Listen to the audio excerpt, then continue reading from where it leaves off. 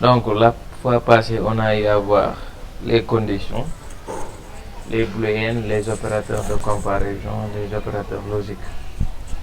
Donc aujourd'hui, ce qu'on va voir, c'est dans cette partie les structures de contrôle.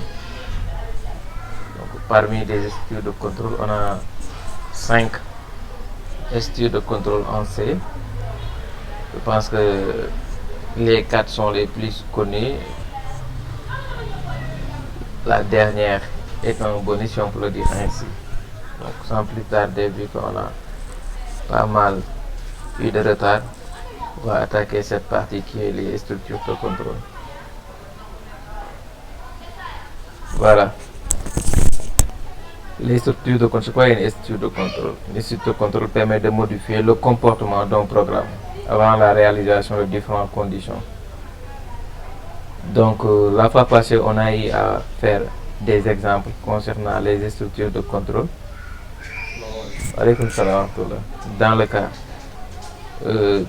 Dans le cas de la vérification des conditions à remplir pour être éligible dans ce cours, à savoir faire les devoirs dont cette variable a été déclarée comme un booléen. On a eu à voir aussi l'entête qui nous permet par exemple de pouvoir déclarer, de pouvoir utiliser le bool comme type. Donc aujourd'hui, on va amplement revenir là-dessus. Donc parmi les structures de contrôle se trouvent les instructions de sélection, on peut les appeler ainsi, ou les conditions des fois. Donc ce tableau ci-dessous reprend celle dont dispose le langage C. Ici par exemple, nous avons le if. Que fait le if? Exécute une suite d'instructions si une condition est représentée. Donc on a aussi le if-else. Que fait le if-else? If-else, cette structure exécute une suite d'instructions si une condition est respectée ou une autre suite dans le cas contraire. Vous voyez, à la différence de if, le if-else exécute deux conditions. C'est-à-dire si le premier est respecté, il exécute et s'en arrête là. S'il n'est pas respecté, il exécute l'autre condition. Mais avec le if, on a simplement une seule condition à exécuter. Si c'est vrai, il exécute, et si c'est fait, on n'a rien à exécuter. Maintenant aussi, on a le switch. Switch est une structure qui exécute une suite d'instructions différentes suivant la valeur testée. Donc, on a le if-else, on a le switch, on a aussi, au niveau du if-else, on peut rencontrer le else if et else.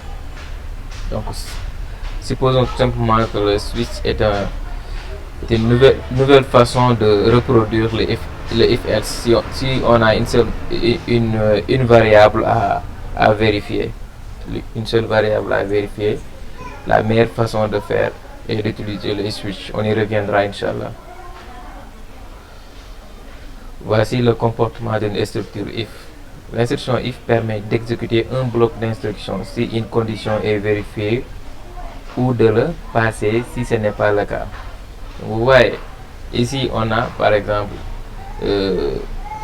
comment on peut le dire, le fonctionnement de l'instruction if. On a une condition ici et s'il est vrai, le bloc qui se trouve au niveau de cette instruction if sera exécuté et le programme continue. Et si c'est faux aussi, donc le bloc ne sera pas exécuté. Donc là, on ne prend pas en compte si c'est faux. On prend seulement si l'instruction est exécutée avec la structure if.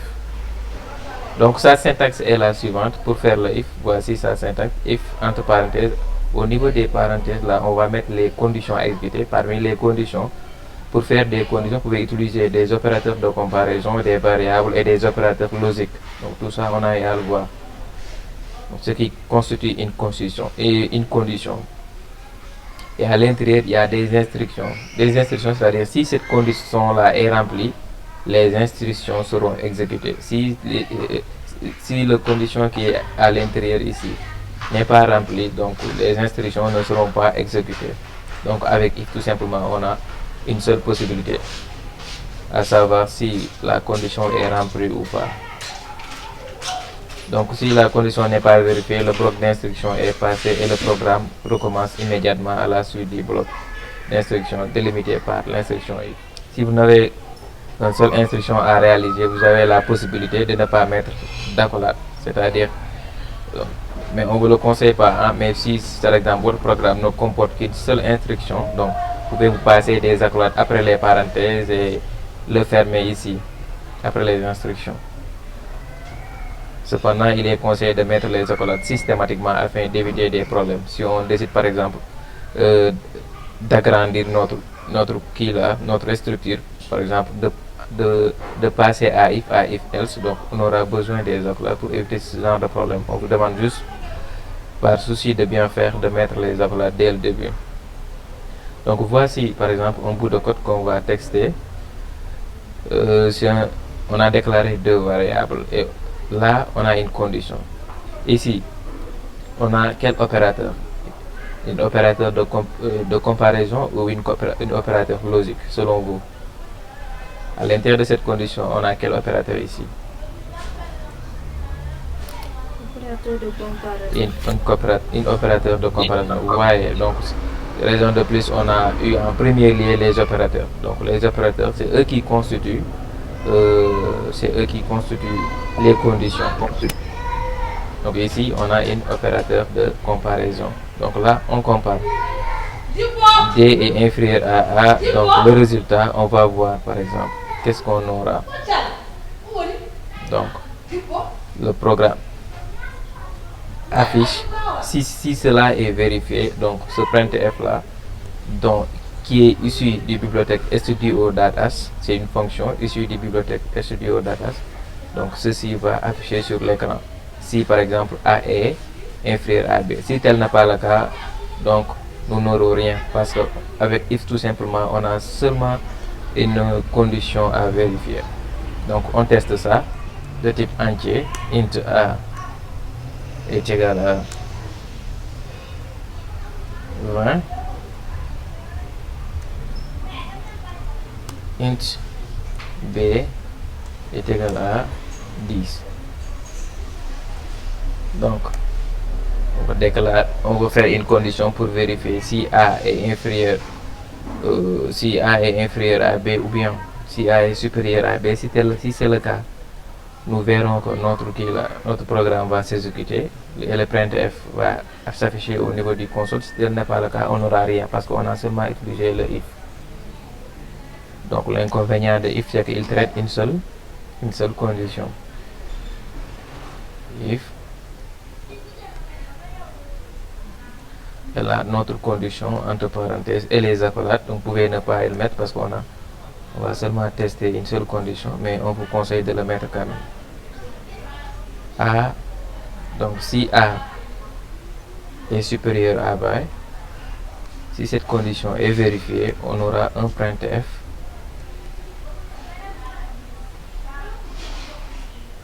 le pourcentage D pour afficher la valeur de A. Donc symbole pour un int, c'est le pourcentage D. On peut afficher A est supérieur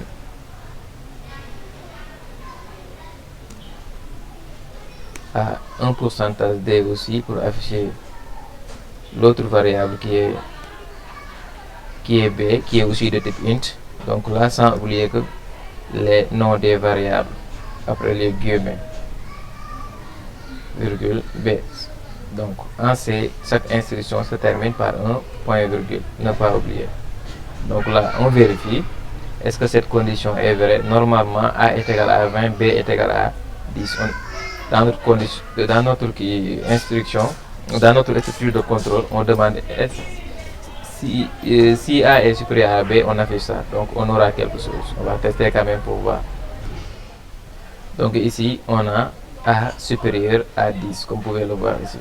Donc pour embellir notre code, on peut faire des retours à la ligne. Quel est le symbole qui nous permet de mettre des retours à la ligne? Quelqu'un peut me le dire?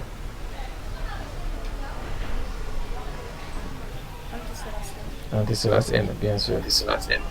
Voilà. Je vais le mettre ici et je vais le mettre aussi à la fin pour avoir deux retours à la ligne.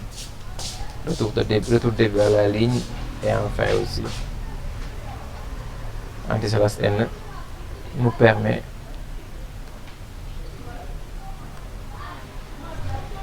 ok, je donne à nouveau le projet.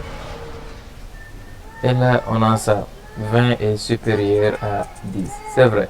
Mais supposons que là, 10, on met 30. Est-ce que notre programme sera exécuté si on met 30? Est-ce que notre programme sera exécuté?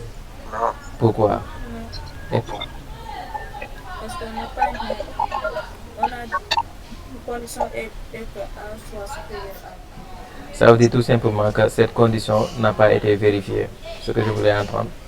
La condition n'a pas été vérifiée. Si la condition n'a pas été vérifiée, donc l'exécution n'aura pas lieu et le programme s'arrête. Donc c'est ça le if.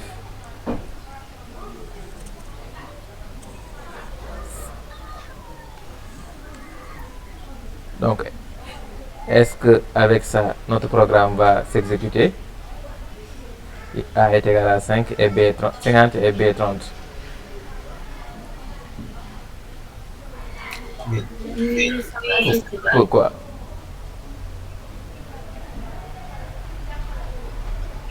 Pourquoi? Parce que notre condition est bien.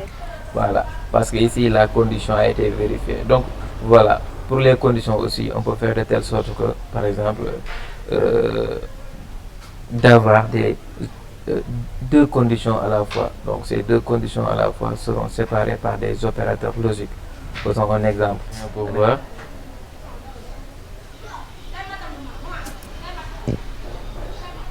Voilà, on a le welcome. Et supposons que ici, par exemple, on a 1,55 m. Est-ce que notre programme sera exécuté? Est-ce que notre programme sera exécuté? Non. Non. Il en faut. Pourquoi? Pourquoi notre programme ne sera pas exécuté ici?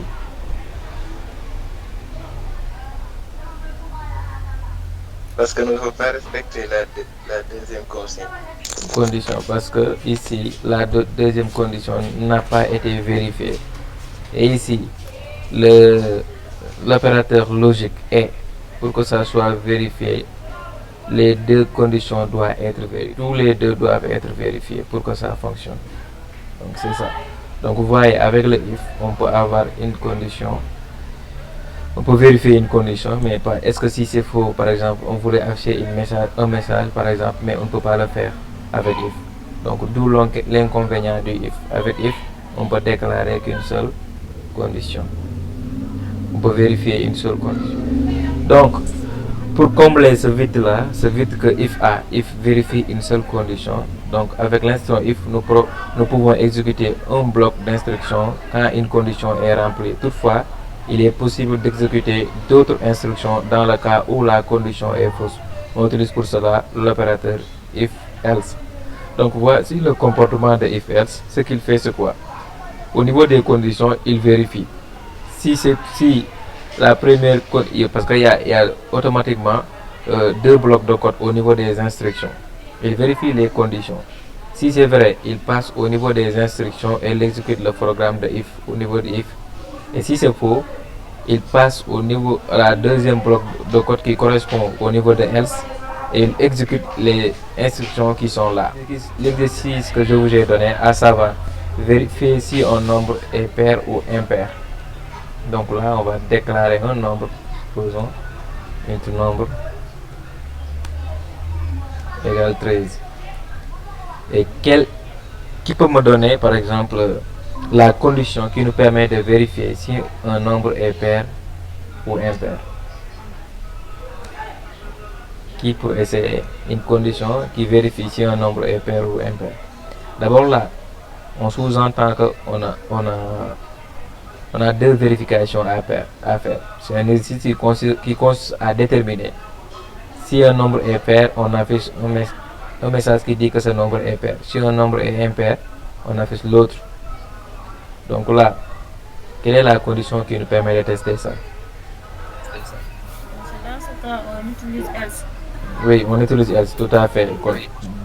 Maintenant, quelle est la condition? Allez-y.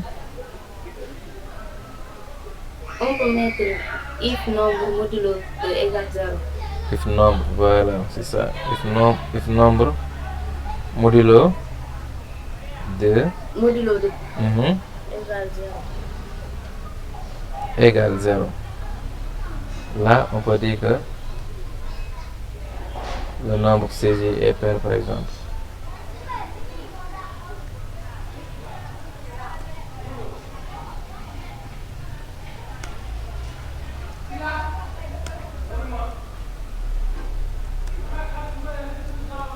Bon, mettre ça, n'est-ce pas? Et ici, qu'est-ce qu'on va mettre? Nombre saisi est impair. Voilà, le nombre saisi est impair. Donc, avec else, on peut vérifier deux conditions. Si le premier est vérifié, il exécute et ça s'arrête là-bas. Si la première condition n'est pas vérifiée, automatiquement, le deuxième bloc sera exécuté, le bloc qui correspond au else. Donc, le nombre saisi est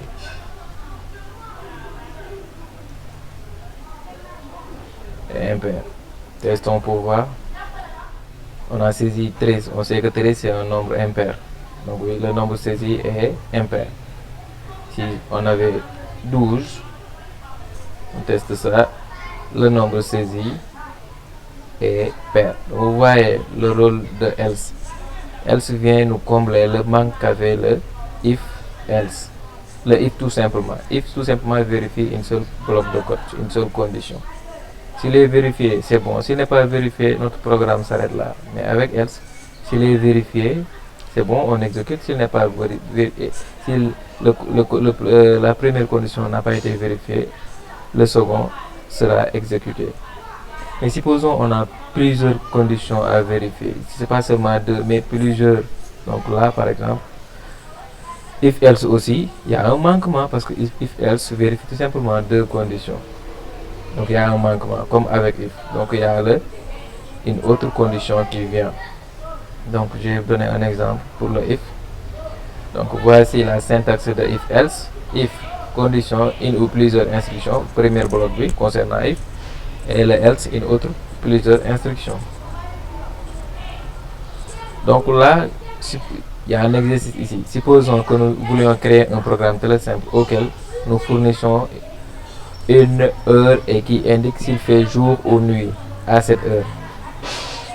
Nous supposons qu'il fait jour de 8h à 20h et qu'il fait nuit sinon. Qui peut me dicter ce programme? C'est-à-dire un programme. On déclare une variable heure. On lui donne un nombre.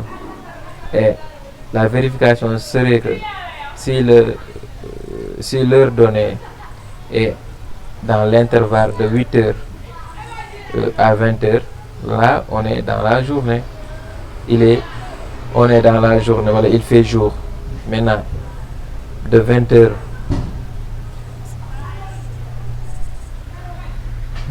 au-delà de 20h, on est dans la nuit, il fait nuit. Qui peut me dicter ce programme? Oui, Fatou, tu essaies.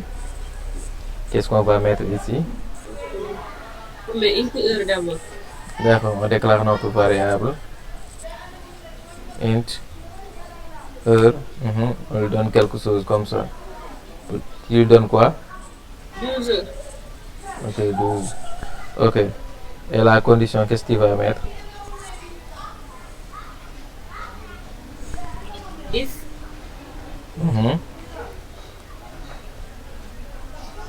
heure, entre parenthèses heure.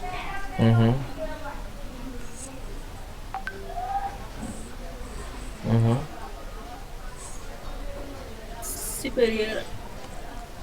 If heure supérieur À 10.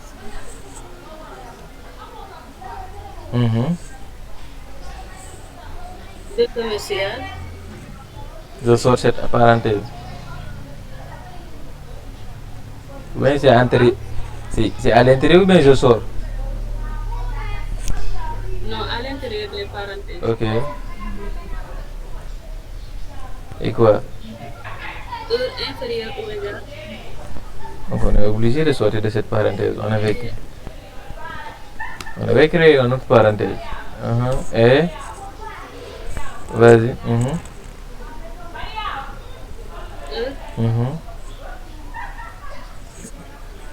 Inférieur à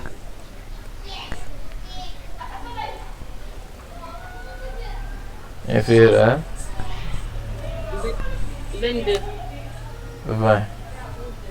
On ferme les parenthèses.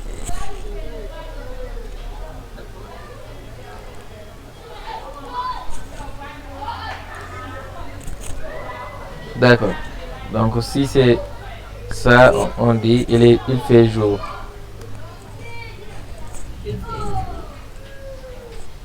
Il fait jour.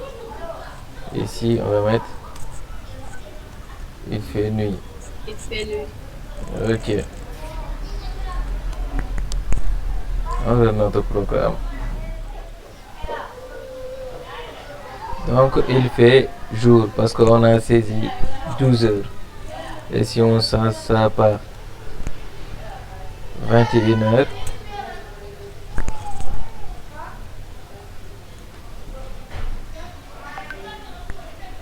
on a il fait nuit. Voilà, donc vous avez compris l'essentiel.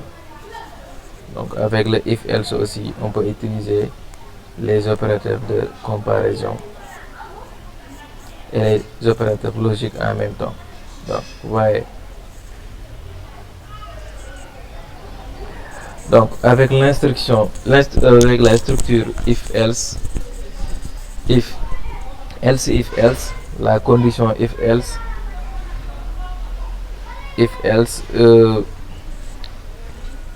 moi ici, sinon, sinon est une structure conditionnelle encore plus complète que la condition if else. Donc vous voyez, la condition if else est plus complète que la condition if tout simplement, mais ici la condition if else est plus complète que la condition if else, qui va nous permettre cette fois-ci d'effectuer autant de tests que l'on souhaite, ainsi de prendre en compte le nombre de cas souhaités.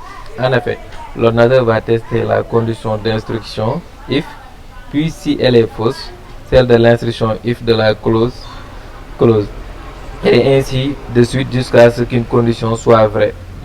Tu as plusieurs conditions, supposons.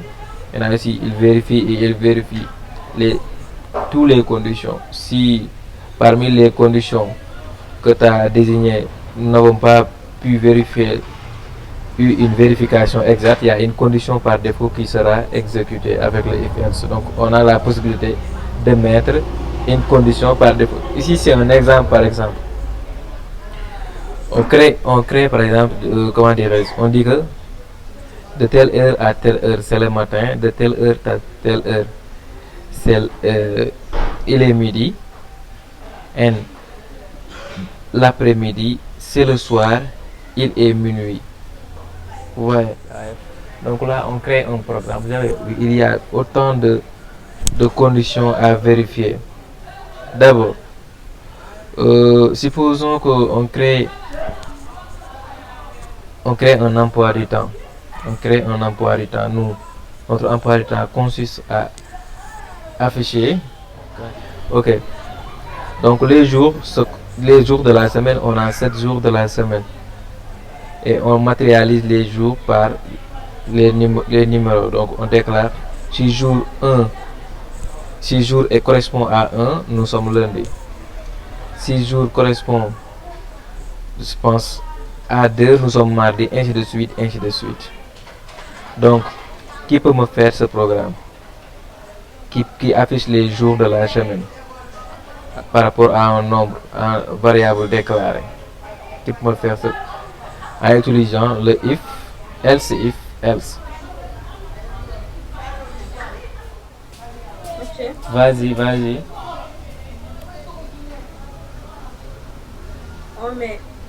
On déclare d'abord les jours. Oui. Into jour. Jour égal. If entre parenthèses jour égal 1.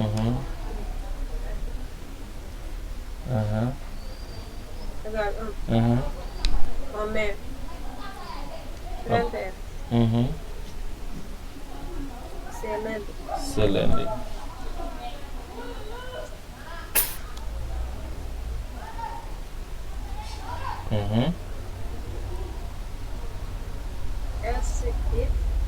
Else if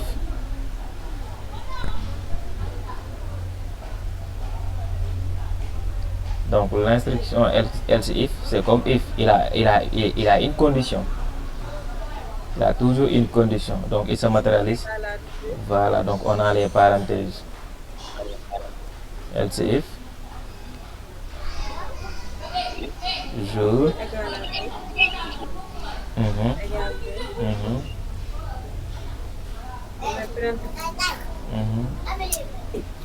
Comment répéter cela?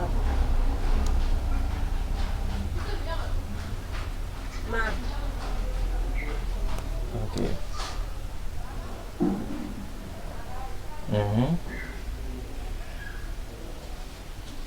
On met else if encore. Else if Jour égale 3. Jour égale 3. jour égale 3.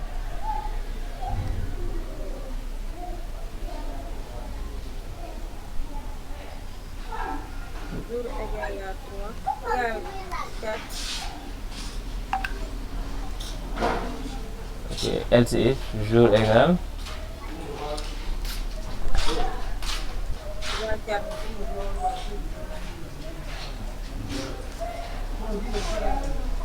ok.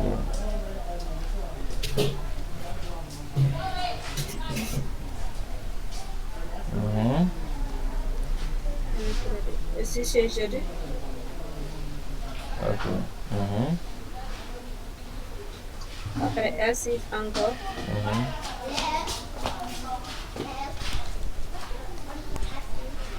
5 jour égale 5.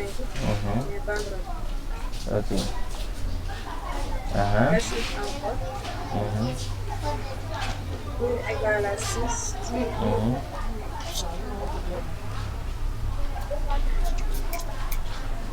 Jour égale 6. yow laay déglu de. C'est samedi, monsieur.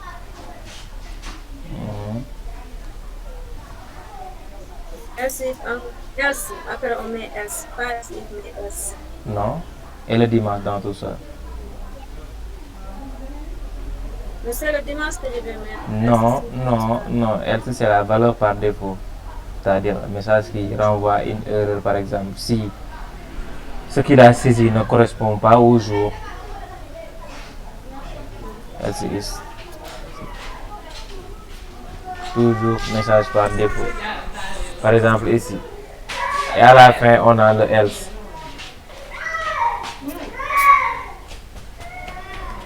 Ici, à la fin, on a le else. Donc, Else, qu'est-ce qu'on va mettre? qu'est-ce qu'on va mettre? Par exemple, on peut dire à l'utilisateur, veuillez saisir un nombre correspondant. Veuillez saisir un nombre de 1 à 7.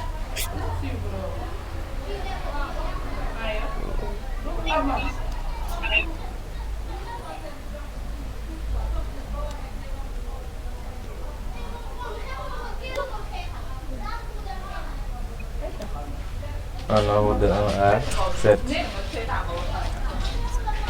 Donc là, on va saisir par exemple 6. Qu'est-ce qu'on aura? On a c'est samedi.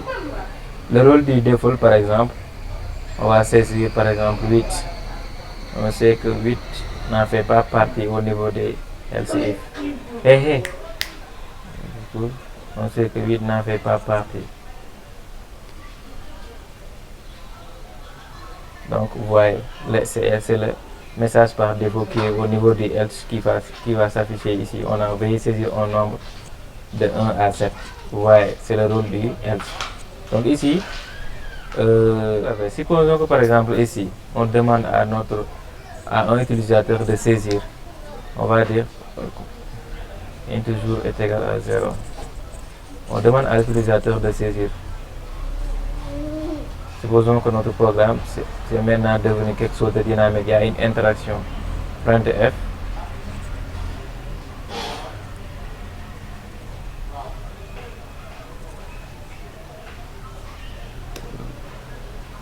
Je vais saisir un nombre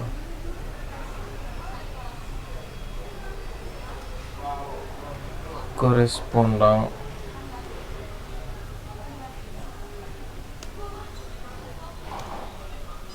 au jour de la semaine, par exemple. On demande à l'utilisateur de saisir ça, correspondant au numéro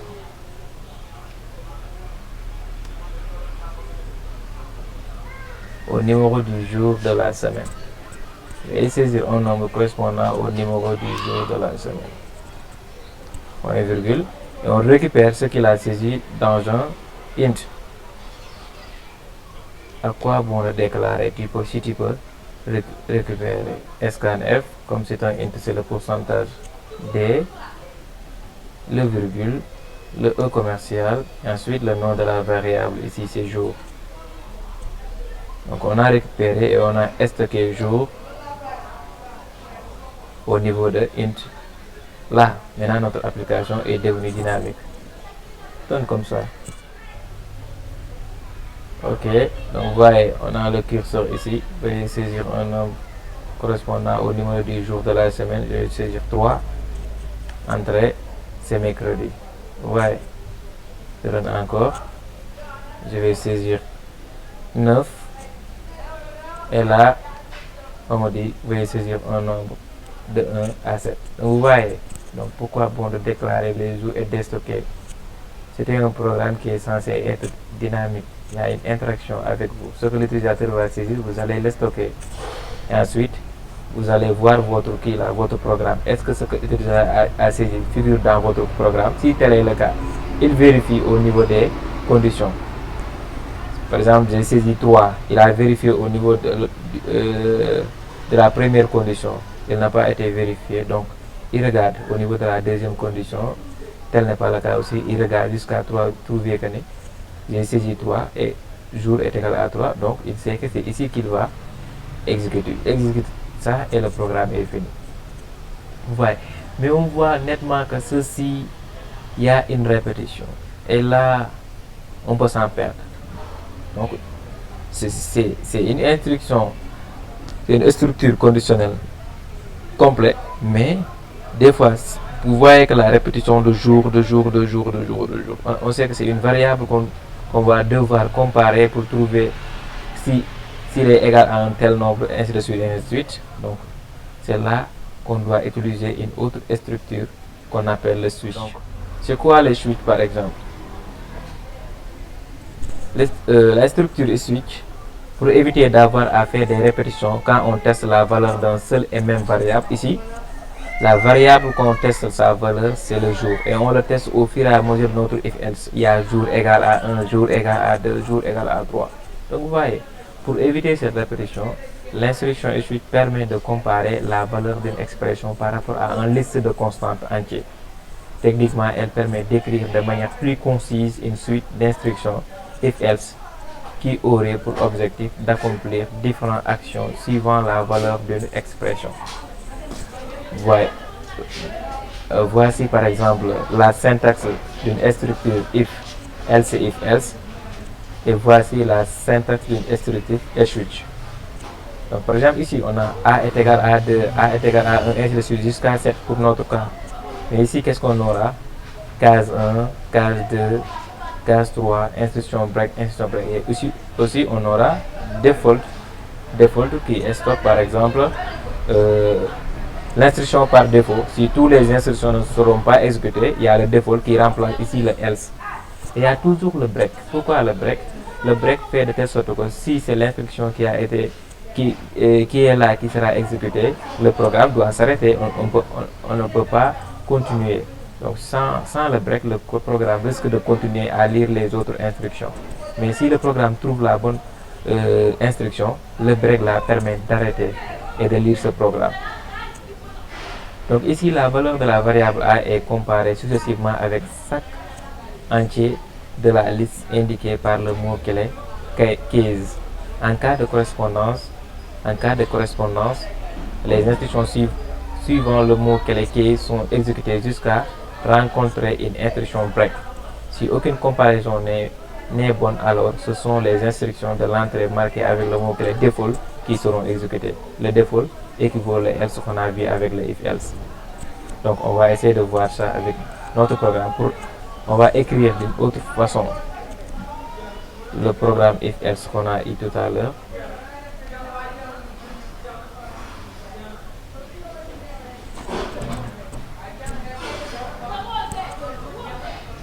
Vous voyez comment est notre programme. Donc, on va maintenir ce programme, on va commenter ça. Vous voyez notre else if. Donc là on sait qu'on est en train de répéter le jour et le jour. Mais avec le switch, qu'est-ce qu'on fait par exemple? Voici la syntaxe.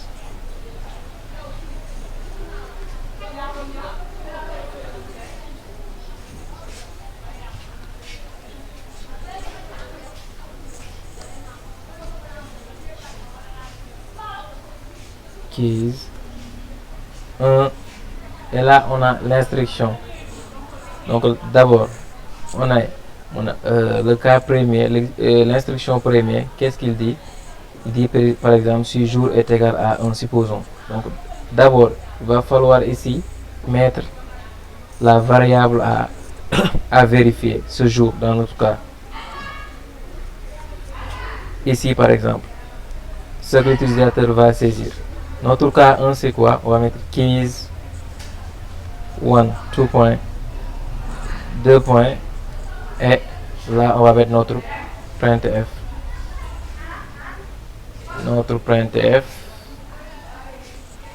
premier printf, c'est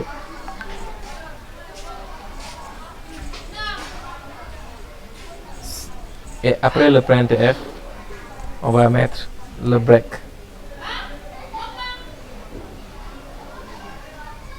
Donc break permet de s'arrêter si l'instruction a été exécutée. Donc avec ça, on va répéter ça.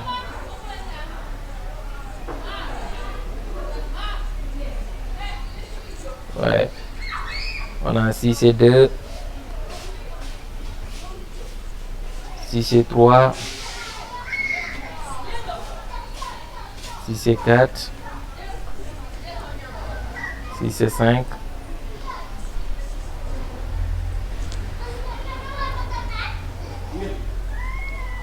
6, 7,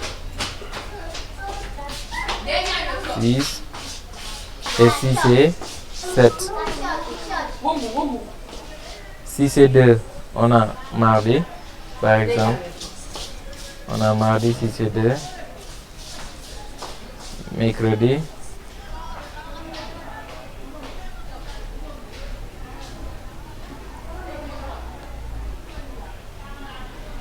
Jeudi.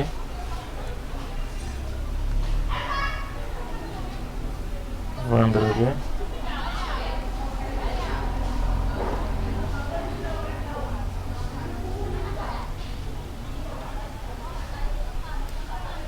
Samedi et dimanche. Mais si le nombre saisi par l'utilisateur ne correspond pas à ces différents nombres de 1 à 7, il y a le default qui vient.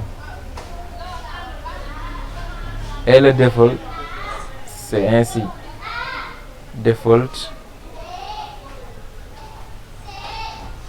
Vous voyez, comme ici au niveau, on a le default 2 points et l'instruction à exécuter. L'instruction à exécuter, printf. On a ça.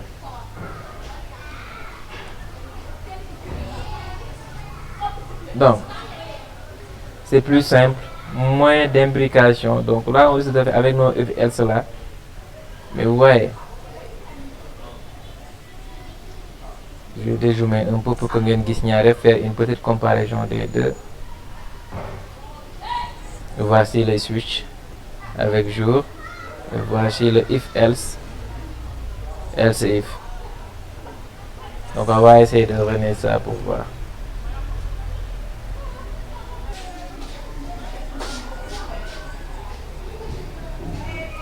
Veuillez saisir correspondant un numéro correspondant au jour de la semaine. J'ai saisi 5. Et là, c'est vendredi. Tester à niveau le default, un nombre qui ne se figure pas ici, 9. Et là, veuillez saisir un nombre correspondant un nombre de 1 à 7. Voyez. Donc voici le switch, notre dernière structure de contrôle, qui consiste à faire la même chose que le if else, else if and else, mais de façon beaucoup plus structurée. Donc par explication ici, la valeur de la variable ici dans notre cas c'est jour est comparée successivement avec chaque entrée de la balise indiquée par le mot-clé case. Donc ici, dans notre cas ici, jour, la valeur de la variable jour, qui est la valeur saisie par l'utilisateur. Monsieur, Oui. je voulais poser des questions. Ok, allez-y. Oui, je vous entends.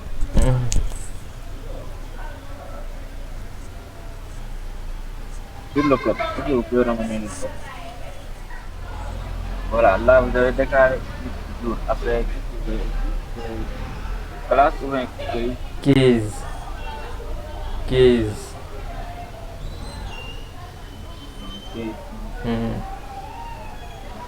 Switch jour case, c'est-à-dire K1, il compare le nombre saisi par l'utilisateur aux différents cas jusqu'à trouver si par exemple le nombre saisi est égal à 5, il vérifie est-ce que 5 là est égal à 1, tel n'est pas le cas, il continue. Est-ce que 5 est égal à 2, tel n'est pas le cas, il continue jusqu'à arriver à 5. Si 5 est égal à 5, l'utilisateur a saisi 5, il compare 5 par ce 5 là. Donc là, il affiche cette ligne de code, il affiche cette instruction. Ensuite, le break là nous permet de s'arrêter. Vous voyez. Faisons un petit test faisons un peu. Allez-y.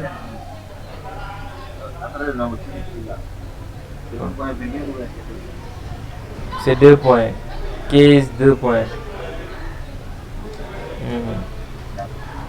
Je vous donne un petit exemple concernant le break. Supposons qu'on a saisi nombre, mais ici, on a omis le break. Qu'est-ce qui va se passer? Vérifions ça pour voir. On va saisir 5 pour voir le résultat. Après l'instruction de la 5e cas, on a omis le break. Maintenant, qu'est-ce qui va se passer? On va saisir 5 pour voir. Ok. Je vais saisir 5. Et là, regardez. C'est vendredi, c'est samedi.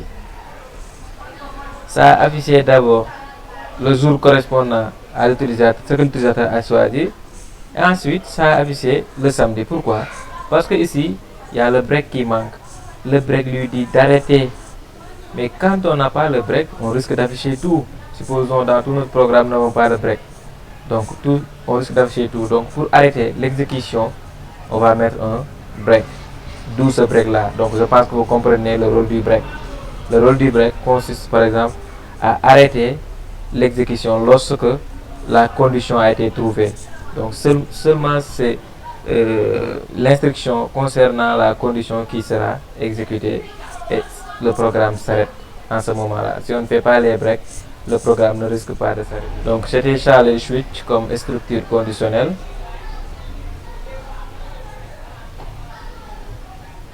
Donc là, on va avoir une autre, comme bonus, l'opérateur conditionnel.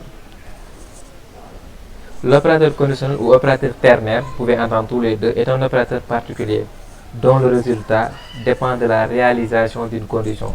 Son deuxième nom lui vient du fait qu'il est le seul opérateur du langage C à requérir 3 opérandes, une condition et 2 expressions. C'est comme un if else, mais il est tronqué de telle façon que pouvez le rencontrer des fois. Raison de plus, il faudra qu'on vous le donne. Donc, voici la syntaxe de l'opérateur ternaire. Condition, expression si vrai, c'est-à-dire point d'interrogation, expression puis vrai, deux points, expression si faux. Donc, supposons vous allez faire un if else, mais vous voulez être un pro, genre quelque chose comme ça, vous voulez que votre code soit court. Là, vous pouvez utiliser l'opérateur ternaire, il vérifie deux conditions à la fois en une seule ligne. En une seule ligne, il a vérifié deux conditions. Je vous explique. Par exemple, regardez ici. On demande ici de saisir l'heure. Le programme qu'on avait. On demande à l'utilisateur de saisir l'heure. Si l'heure est comprise entre 8h et 20h, donc le point virgule, c'est-à-dire, moi, si cette première condition est vérifiée, voici ce qu'il affiche. Le premier printf.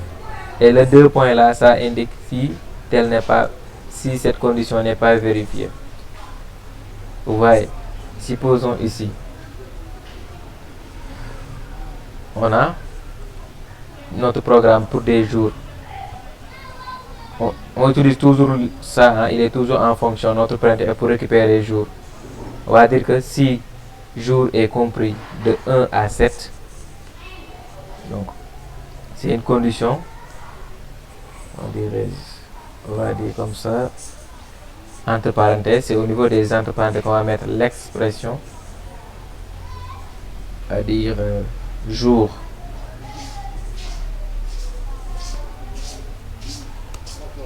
C'est-à-dire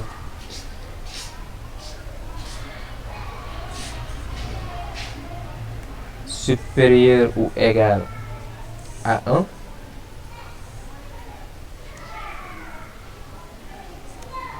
Et jour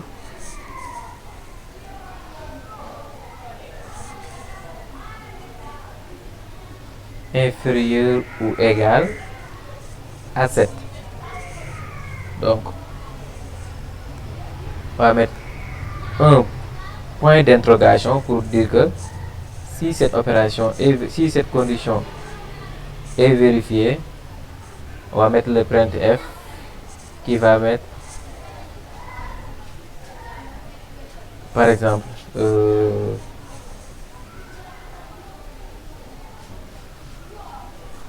vous êtes dans l'intervalle de 1 à 7. Le nombre saisi est dans l'intervalle 1 à 7. Voilà.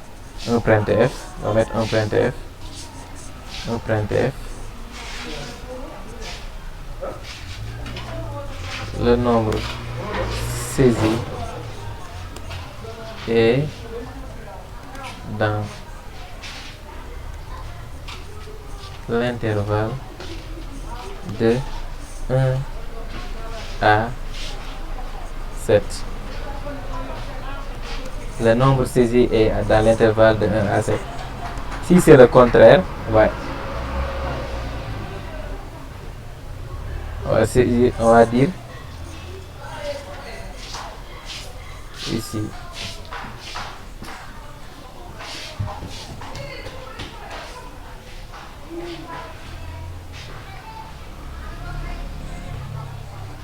Le nombre saisi n'est pas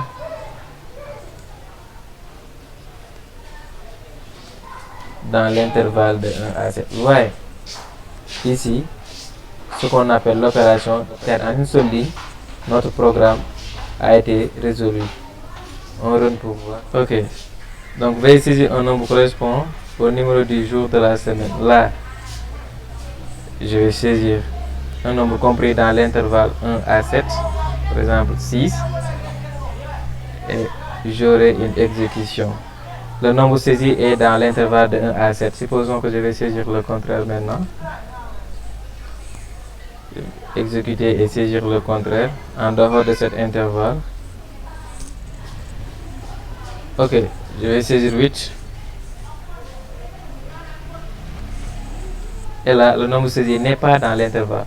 Donc, ce qu'on appelle l'opérateur ternaire. Vous pouvez aller à la ligne ou rester ainsi, c'est pas un problème. L'essentiel, moi, que vous respectez la syntaxe. Ici, on a la condition, ici l'expression si vrai, et les 2 points, après les 2 points, on a l'expression si la condition elle est fausse. Donc, vous pouvez le mettre comme ça ou bien l'écrire sur une seule ligne. Vous voyez la différence. Donc, en résumé, aujourd'hui, on a vu les instructions if permettent de conditionner l'exécution d'une suite d'instructions et l'instruction if else aussi, avec le else, une clause else qui peut compléter une instruction if, parce que avec if on ne peut traiter qu'une seule condition, mais avec le else là on peut traiter 2 conditions. Supposons qu'on a à traiter si vrai ou si fausse, par exemple. Là on a besoin de l'instruction if else, donc le if n'est plus utile. Raison de plus, c'est on a la possibilité de virer en if else. Mais if else aussi, on a remarqué que ne amna ay manquements. Donc du coup, c'est le else if qui vient combler les manquements de if else. Mais on a remarqué que ne aussi avec le else if, il y a trop de répétitions. S'il y a trop de répétitions, pour être plus simple, l'instruction switch est là pour rendre les choses plus faciles. Donc vous avez vu avoir une démonstration sur le break qui consiste à arrêter l'exécution du programme si la condition est trouvée. Voilà. Donc l'opérateur conditionnel, c'est-à-dire l'opérateur ternel, ce qu'on a vu dernièrement, est utilisé pour rendre plus simple ou pour simplifier l'écriture de certaines conditions. Donc c'est ce qu'on a vu aujourd'hui. Si vous avez des questions, vous pouvez les poser. Notre cours est terminé.